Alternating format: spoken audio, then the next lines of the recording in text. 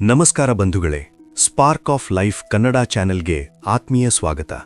ಇವತ್ತಿನ ಜಗತ್ತಿನಲ್ಲಿ ಪ್ರೀತಿ ಎನ್ನುವ ಪದಕ್ಕೆ ಬೆಲೆಯಿಲ್ಲದಂತಾಗಿದೆ. ಆಕರ್ಷಣೆ ಅಥವಾ ಸ್ವಾರ್ಥವನ್ನೇ ಜನರು ಪ್ರೀತಿ ಎಂದು ನಂಬುತ್ತಿದ್ದಾರೆ.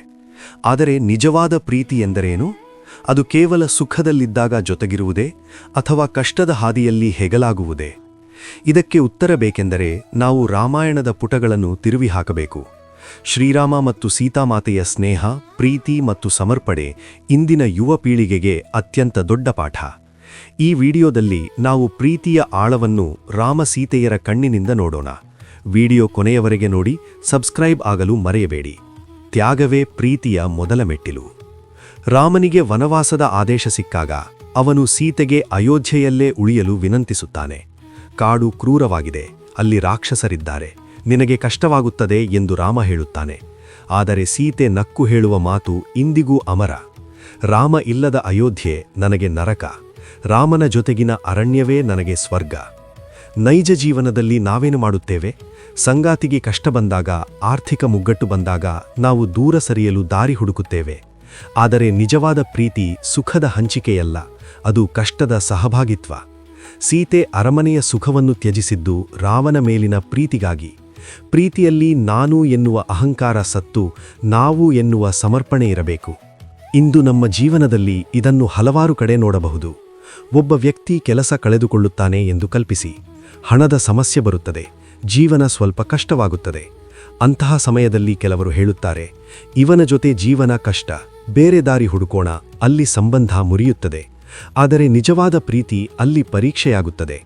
ಒಬ್ಬ ಹೆಂಡತಿ ತನ್ನ ಗಂಡನಿಗೆ ಹೇಳಬಹುದು, ನಮಗೆ ಈಗ ಕಷ್ಟ ಇರಬಹುದು, ಆದರೆ ನಾವು ಜೊತೆಯಾಗಿದ್ದರೆ ಎಲ್ಲವನ್ನೂ ಎದುರಿಸಬಹುದು. ಅಥವಾ ಒಬ್ಬ ಗಂಡ ತನ್ನ ಗಂಡಿನ ಕನಸಿಗಾಗಿ ತನ್ನ ಸೌಕರ್ಯಗಳನ್ನು ತ್ಯಜಿಸಬಹುದು. ಉದಾಹರಣೆಗೆ, ಅವಳಿಗೆ ಓದಲು ಅಥವಾ ಕೆಲಸ ಮಾಡಲು ಬೇರೆ ಊರಿಗೆ ಹೋಗಬೇಕಾದರೆ ಅವನು ತನ್ನ ಸೌಕರ್ಯವನ್ನು ಬಿಟ್ಟು ಅವಳಿಗೆ ಬೆಂಬಲ ನೀಡಬಹುದು. ಇದು ತ್ಯಾಗ, ಇದು ಪ್ರೀತಿ. 2. ನಂಬಿಕೆ ಮತ್ತು ಗೌರವ. ರಾವಣನು ಸೀತೆಯನ್ನು ಅಪಹರಿಸಿದಾಗ ರಾಮ ಕುಸಿದು ಕೂರಲಿಲ್ಲ. ತನ್ನ ಹೆಂಡತಿಯ ಚಾರಿತ್ರದ ಮೇಲೆ ಅವನಿಗೆ ಕಿಂಚಿತ್ತೂ ಸಂಶಯವಿರಲಿಲ್ಲ. ಹಾಗೆಯೇ ಸೀತೆ ಅಶೋಕವನದಲ್ಲಿ ಸಾವಿರಾರು ರಾಕ್ಷಸರ ನಡುವೆ ಇದ್ದರೂ ತನ್ನ ರಾಮ ಬಂದೇ ಬರುತ್ತಾನೆ ಎನ್ನುವ ಅಚಲ ನಂಬಿಕೆ ಹೊಂದಿದ್ದಳು. ಇಂದಿನ ಸಂಬಂಧಗಳಲ್ಲಿ ಸಣ್ಣ ಅನುಮಾನ ಕೂಡ ಸಂಸಾರವನ್ನು ಸುಟ್ಟುಹಾಕುತ್ತಿದೆ. ಪರಸ್ಪರ ಗೌರವ ಇಲ್ಲದ ಜಾಗದಲ್ಲಿ ಪ್ರೀತಿ ನೆಲೆಸುವುದಿಲ್ಲ. ರಾಮ ಸೀತೆಯನ್ನು ಬರೀ ಹೆಂಡತಿಯಾಗಿ ನೋಡಲಿಲ್ಲ, ಅವಳನ್ನು ತನ್ನ ಗೌರವ ಎಂದು ಭಾವಿಸಿದ. ಪ್ರೀತಿಯಲ್ಲಿ ದೈಹಿಕ ಆಕರ್ಷಣೆಗಿಂತ ಮಾನಸಿಕ ನಂಬಿಕೆ ಮುಖ್ಯ ಎನ್ನುವುದೇ ರಾಮಾಯಣ ಕಲಿಸುವ ದೊಡ್ಡ ಪಾಠ. ಇಂದು ನಮ್ಮ ಜೀವನದಲ್ಲಿ ಇದನ್ನು ಹಲವಾರು ಕಡೆ ನೋಡಬಹುದು. ಒಬ್ಬ ವ್ಯಕ್ತಿ ಕೆಲಸ ಕಳೆದುಕೊಳ್ಳುತ್ತಾನೆ ಎಂದು ಕಲ್ಪಿಸಿ, ಹಣದ ಸಮಸ್ಯೆ ಬರುತ್ತದೆ, ಜೀವನ ಸ್ವಲ್ಪ ಕಷ್ಟವಾಗುತ್ತದೆ. ಅಂತಹ ಸಮಯದಲ್ಲಿ ಕೆಲವರು ಹೇಳುತ್ತಾರೆ, ಇವನ ಜೊತೆ ಜೀವನ ಕಷ್ಟ, ಬೇರೆ ದಾರಿ ಹುಡುಕೋಣ, ಅಲ್ಲಿ ಸಂಬಂಧ ಮುರಿಯುತ್ತದೆ. ಆದರೆ ನಿಜವಾದ ಪ್ರೀತಿ ಅಲ್ಲಿ ಪರೀಕ್ಷೆಯಾಗುತ್ತದೆ.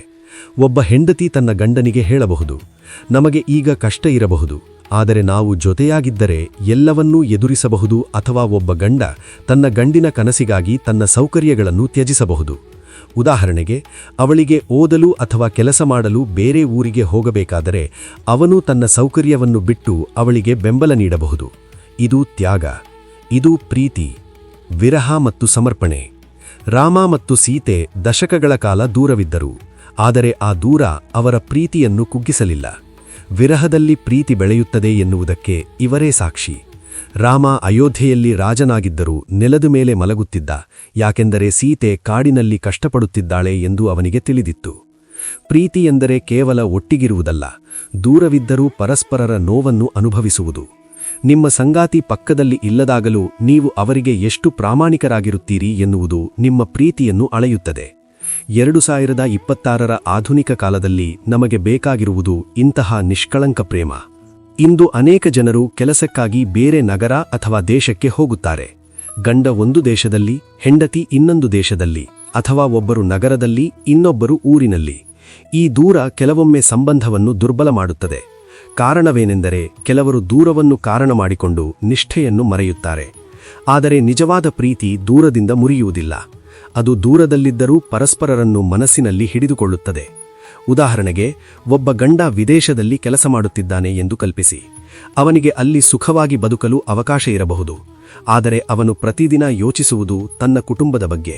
ಹಾಗೆಯೇ ಹೆಂಡತಿ ಮನೆಯಲ್ಲಿದ್ದರೂ ಅವಳ ಮನಸ್ಸಿನಲ್ಲಿ ಒಂದು ನಂಬಿಕೆ ಇರುತ್ತದೆ. ಅವನು ನನಗಾಗಿ ಕಷ್ಟಪಡುತ್ತಿದ್ದಾನೆ. ಇದು ಪ್ರೀತಿಯ ಶಕ್ತಿ. ಒಂದು ಸತ್ಯ, ಪ್ರೀತಿ ಎಂದರೆ ಕೇವಲ ಒಟ್ಟಿಗಿರುವುದಲ್ಲ, ದೂರವಿದ್ದರೂ ಪರಸ್ಪರರ ನೋವನ್ನು ಅನುಭವಿಸುವುದು. ನಿಮ್ಮ ಸಂಗಾತಿ ನಿಮ್ಮ ಪಕ್ಕದಲ್ಲಿ ಇಲ್ಲದಾಗಲೂ ನೀವು ಅವರಿಗೆ ಎಷ್ಟು ಪ್ರಾಮಾಣಿಕರಾಗಿರುತ್ತೀರಿ ಎನ್ನುವುದು ನಿಮ್ಮ ಪ್ರೀತಿಯನ್ನು ಅಳೆಯುತ್ತದೆ. ಜೀವನದ ಪಾಠ. ಈ ಆಧುನಿಕ ಕಾಲದಲ್ಲಿ ಜನರು ಬೇಗನೆ ಸಂಬಂಧಗಳನ್ನು ಬಿಡುತ್ತಾರೆ. ಸಣ್ಣ ದೂರವೂ ಕೆಲವರಿಗೆ ದೊಡ್ಡ ಕಾರಣವಾಗುತ್ತದೆ. ಆದರೆ ರಾಮ ಮತ್ತು ಸೀತೆ ನಮಗೆ ಕಲಿಸುವ ಪಾಠವೇನೆಂದರೆ, ನಿಜವಾದ ಪ್ರೀತಿ ದೂರದಿಂದ ಮುರಿಯುವುದಿಲ್ಲ, ದೂರದಿಂದಲೇ ಇನ್ನಷ್ಟು ಬಲವಾಗುತ್ತದೆ. ಬಂಧುಗಳೇ, ರಾಮ ಸೀತೆಯರ ಕಥೆ ಕೇವಲ ಒಂದು ಪುರಾಣವಲ್ಲ, ಅದು ನಮ್ಮ ಜೀವನದ ಕೈಗನ್ನಡಿ. ಪ್ರೀತಿಯಲ್ಲಿ ಸ್ವಾರ್ಥ ಇರಬಾರದು, ಸ್ವತ್ಯ ಇರಬಾರದು. ನೀವು ಯಾರನ್ನಾದರೂ ಪ್ರೀತಿಸುತ್ತೀರಿ ಎಂದರೆ ಅವರ ವ್ಯಕ್ತಿತ್ವಕ್ಕೆ ಬೆಲೆ ಕೊಡಿ. ಸಂಕಷ್ಟದ ಸಮಯದಲ್ಲಿ ಅವರ ಕೈ ಬಿಡಬೇಡಿ. ಈ ಚರ್ಚೆ ನಿಮ್ಮ ಜೀವನದಲ್ಲಿ ಪ್ರೀತಿಯ ಬಗ್ಗೆ ಹೊಸ ದೃಷ್ಟಿಕೋನ ಮೂಡಿಸಿದೆ ಎಂದು ನಂಬುತ್ತೇನೆ. ಈ ವಿಡಿಯೋವನ್ನು ನಿಮ್ಮ ಸಂಗಾತಿಗೆ ಶೇರ್ ಮಾಡಿ ಅವರಿಗೆ ನಿಮ್ಮ ಪ್ರೀತಿಯನ್ನು ವ್ಯಕ್ತಪಡಿಸಿ. ಸ್ಪಾರ್ಕ್ ಆಫ್ ಲೈಫ್ ಕನ್ನಡ ಸದಾ ನಿಮ್ಮೊಂದಿಗೆ ಇರುತ್ತದೆ. ಜೈ ಶ್ರೀರಾಮ್.